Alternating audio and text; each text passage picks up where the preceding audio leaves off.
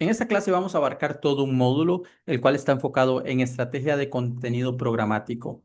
Vamos a ver cómo evitar lo que es thin content o contenido muy delgado, muy pequeño, bloques de contenido dinámico, contenido útil y escalable. Vamos a ver lo que también es el SEO semántico y también lo que es el contenido con orientación o orientado a conversión, lo cual es muy importante al momento de crear una estrategia SEO en lo que es e-commerce o también lo que lo conocemos como Programmatic SEO. He creado esta página para poder seguir lo que es el orden del módulo y así lo podamos comprender más sencillo.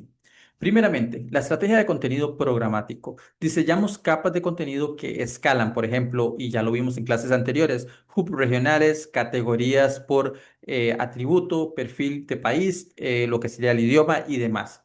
Por ejemplo, tenemos lo que es el hub de Américas, que nos muestra todos los países de América y también nos muestra lo que es la información relacionada con el tipo de moneda, con el idioma y demás. Tenemos también lo que es cada capa responde a la intención de búsqueda distinta aplicada por URL.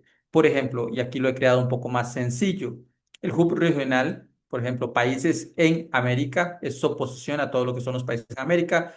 El de categoría, por ejemplo, el dólar en Estados Unidos o cuáles monedas se utilizan en Estados Unidos, por decir un ejemplo. El país, por ejemplo, aquí tenemos en cuenta lo que son los datos y el perfil del país y lo que es el FATSET de país, que sería los estados, monedas y demás. Todo esto lo podemos traer desde la API tal como lo hemos visto anteriormente.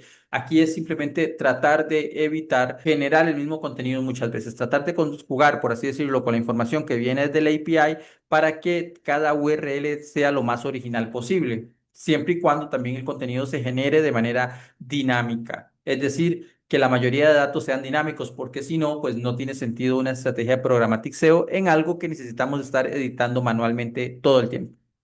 Lo que es el tema del thin content.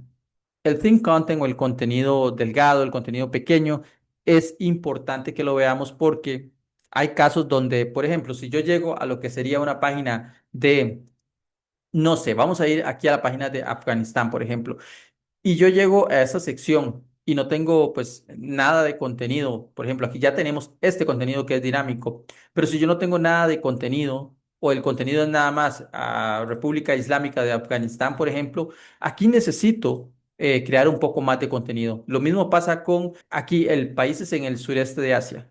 Por ejemplo, si yo no tuviera ningún tipo de contenido o simplemente tuviera aquí, hasta aquí donde dice en Afganistán, Asia, es un contenido demasiado corto.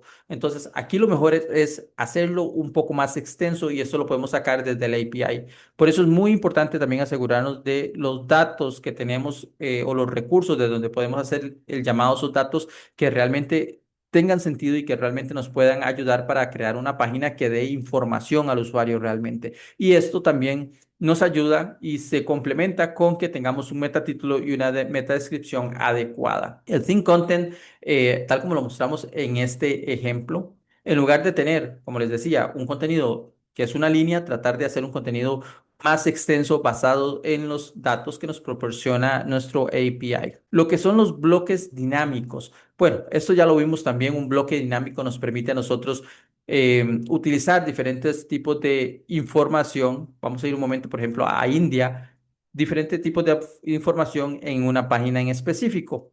Por ejemplo, si yo vengo aquí nuevamente a India, aquí me va a decir cuáles nuevamente los países que están en el sureste de Asia. Si yo vengo nuevamente, vamos a venir en esta página, vamos a buscar México, por ejemplo, para venir a algo más cercano a América. Podemos ver aquí que me está dando toda la información relacionada con las monedas, con el idioma y demás. Si yo voy, por ejemplo, a español, me va a decir qué países en América hablan español. Entonces, esto es muy importante y son datos que nosotros podemos sacar de manera dinámica desde nuestros recursos, desde nuestro API. Por ejemplo, podemos sacar bloques ensamblados, por ejemplo, para Estados Unidos o México. Introducción, podemos crear un CTA aquí, por ejemplo, si esta fuera una página de venta, aquí podríamos crear o colocar un CTA aquí abajo. Si yo voy, por ejemplo, a Costa Rica, aquí nuevamente tengo este tipo de información y aquí nos está dando toda la data. Si yo vengo a perfil de Costa Rica, aquí yo podría colocar un CTA si fuese necesario Y luego también, si un bloque no tiene datos, por ejemplo, sin fronteras, simplemente no se renderiza. Cuando nosotros tenemos un bloque o un país, en este caso, por ejemplo, que no tiene la información completa, lo mejor es no mostrarlo por el momento hasta que tengamos información mínima viable. ¿Por qué? Porque si el usuario llega, por ejemplo, a Costa Rica y no tiene nada de información,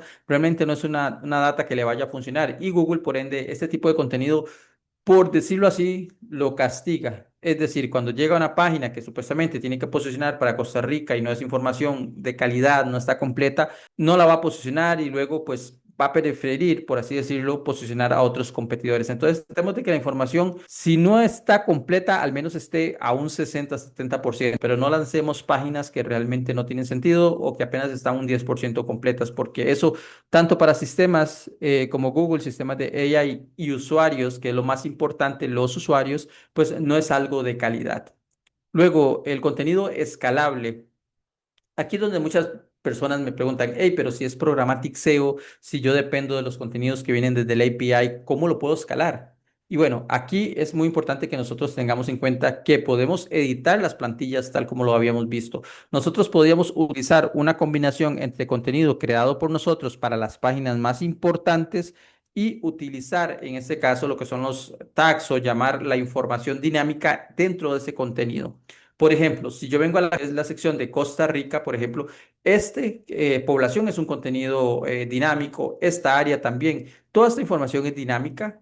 Por ejemplo, las regiones y demás, yo puedo crear, si Costa Rica es una página muy importante para mí a nivel de negocio, crear un contenido específico y por ejemplo, colocar dentro de ese contenido estos tags o esta información, estos inputs dinámicos, lo cual me va a ayudar a que el contenido sea más extenso. Ahora bien, yo también puedo crear un contenido de plantilla y utilizarlo para los diferentes países, simplemente cambiando lo que es la moneda y la región, y eso lo podemos hacer de manera dinámica.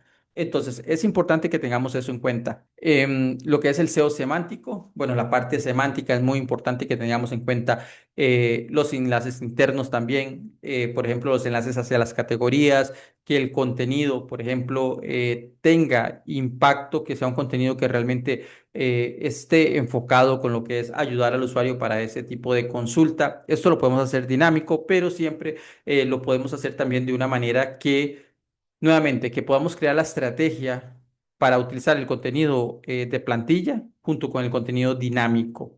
Aquí también va a tener un peso importante lo que es cómo configuremos esas URLs. Por ejemplo, si yo estoy, y vamos a utilizar este ejemplo, en Costa Rica, pueden ver que es el sitio web.com o sitio.com/ la región, en este caso la región es América y / Costa Rica. Estamos dándole una URL semántica que tiene sentido para lo que es la búsqueda, para lo que es sistemas como Google y sistemas de AI. Realmente no estamos llegando a una URL donde es el sitio.com/ Costa Rica o lo que sea, una URL difícil de entender. Aquí estamos tratando de ser semánticos y ordenados tanto con la URL junto con el contenido. Y eso nos ayuda mucho a que los sistemas puedan entender mejor de qué va nuestro proyecto y también a que el usuario pueda navegarlo de una manera más sencilla y con una facilidad mejor. Y luego, y para ir cerrando, lo que es la orientación a conversión. En este caso, pues no es un proyecto que se dedique a vender nada en sí, pero si este fuese un e-commerce, por ejemplo, yo llego a lo que es la categoría de países en América o, por ejemplo, aquí en Norteamérica, me están marcando estos países, por ejemplo, desde Canadá, República, bueno, aquí cierta parte de El Salvador me dice, lo que es Antigua y Barbuda y demás. Entonces, yo aquí podría crear un CTA, ya sea aquí o aquí arriba, que me ayude para lo que es la venta. Por ejemplo, descarga el mapa completo de países en el lado de Norteamérica o países no sé, en América en total. Yo podría crear ese CTA y colocarlo aquí arriba, o yo podría hacer algún tipo de prueba con una herramienta como Clarity, que ya tenemos un video en este canal, para poder dónde hace más clic el usuario, qué tanto consume el contenido y de esa manera yo poder ir y ver dónde puedo colocar un CTA que tenga mejor impacto a nivel de negocio. Entonces, es importante que el tema del CTA o del call to action nosotros lo coloquemos dependiendo de las métricas que nos dé el sitio. Y para eso podemos utilizar herramientas gratuitas como Clarity para hacer un análisis de CRO y verificar cómo se comporta el usuario en nuestro proyecto. y con base en eso poder ir optimizando esos llamados a la acción, esas llamadas a la acción. Entonces, es importante que lo tengamos en cuenta.